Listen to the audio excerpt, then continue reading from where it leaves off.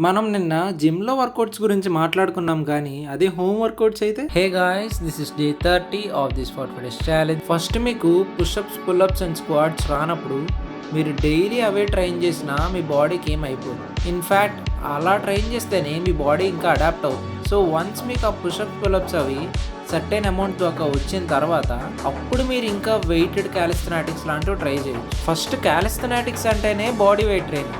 Only మీ body వెయిట్ని use చేసుకొని మీ స్ట్రెంగ్త్ని improve చేసుకునే method అన్నట్టు. వన్స్ మీకు బాడీ వెయిట్ ఎక్సర్సైజ్ బాగా వచ్చేసిన తర్వాత ఐదర్ మీరు దానికి వెయిట్స్ అయినా యాడ్ చేయాలి, లేకపోతే రెప్స్ అయినా ఇంక్రీజ్ చేయడానికి ట్రై చేయాలి.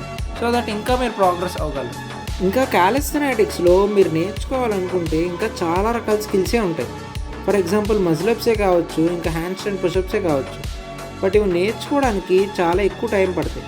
టైంతో పాటు మీ స్ట్రెంగ్త్ బిల్డ్ అవుతున్న కొద్దీ ఇవన్నీ ఈజీగానే అచీవ్ అయిపోతాయి. ఇనీషియల్గా క్యాలిస్థెనాటిక్స్లో మీకు మరీ పెద్ద పెద్ద ఎక్విప్మెంట్స్ అవసరమేమి ఉండదు.